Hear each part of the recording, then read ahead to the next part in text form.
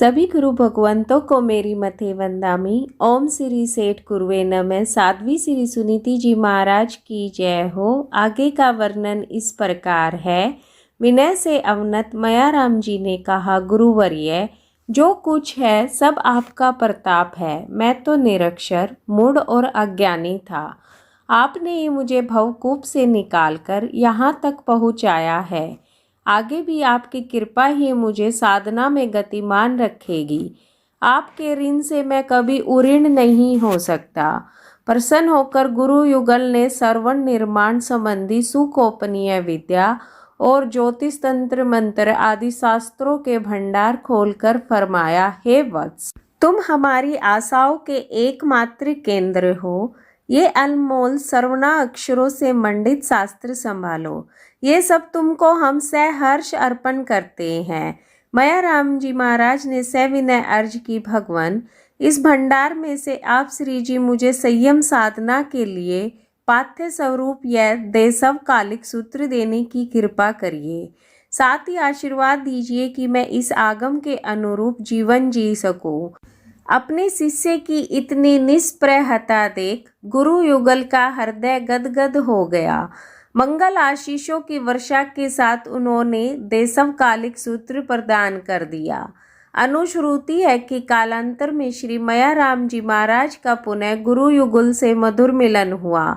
उन्होंने गुरुदेव को ज्योतिष आदि लौकिक विद्याएं तजकर मात्र आत्म साधना करने की विनती की तो सहर्ष तंत्र मंत्रादि को छोड़कर मुनिदेव शुद्ध संयम पथ पर प्रस्थित हो गए। अपने जीवन काल में पूज्य श्री मयाराम जी महाराज ने आचार्य श्री अमर सिंह जी महाराज, आचार्य श्री रामबख्श जी महाराज, आचार्य श्री मोतीराम जी महाराज एवं आचार्य श्री सोहनलाल जी महाराज पंजाब के इन 4 आचार्यों का शासन देखा। चारों आचार्यों को उन्होंने प्राणपण से सहयोग दिया। संघ के प्रत्येक कार्य में श्री मयाराम जी महाराज के विमर्श की मोहर अवश्य लगती थी। पंजाब के तृतीय आचार्य श्री मोतीराम जी महाराज लुधियाना में विराजमान थे।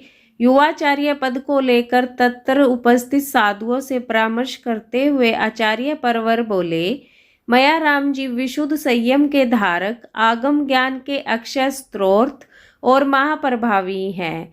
वे आचार्य पद के सर्वथा योग्य हैं। मेरे अनुसार युवाचार्य पद पर उन्हीं को अधिष्ठित करना चाहिए। सभी मुनियों ने आचार्य परवर के विचार पर उल्लास प्रकट किया। एकांत स्थान पर स्वाध्याय लीन श्री मयाराम जी महाराज को कई संतों ने जाकर बधाई दी कि आप तो हमारे भावी आचार्य हो। पूज्य परवर तुरंत उठकर आचार्य श्री जी के चरणों में आए और निवेदन किया, भगवान, मुझे आजीवन कोई भी पद लेने का त्याग करवा दीजिए। मैं पीछे रहकर सहयोग देने में कमी न छोड़ूंगा, किंतु स्वयं कोई पद नहीं लूंगा। आचार्य परवर ने उनकी निर्लेपता से प्रभावित होते हुए फरमाया, मयाराम जी, आप जैसे साधक दुर्लभतर हैं। आप तो शासन की अनमोल निधि हो। इतनी योग्यता, कुशल नेतृत्व की संपूर्ण क्षमता और प्रभावक शिष्य संपदा होने के बावजूद भी सहज प्राप्त सम्माननीय आचार्य पद का अस्वीकरण। धन्य है आप, धन्य है आपका त्याग। आप तो संयम के उच्च शिखर, चारित्र चूड़ामणि हो। आचार्य परवर के मुख से निस्वार्थ चारित्र चूड़ामणि शब्द तभी से श्री मयाराम जी महाराज का विशेषण बन गया।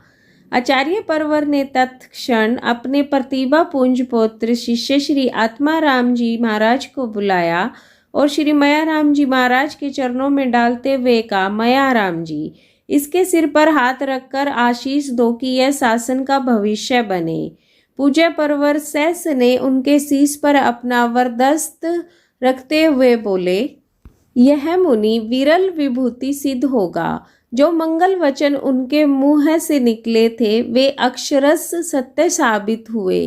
इसके आगे का वर्णन कल आपके समक्ष रखूंगी। बोलिए भगवान महावीर स्वामी की जय हो। गुरुदेव श्री मयाराम जी महाराज की जय हो। आपकी अपनी श्राविका।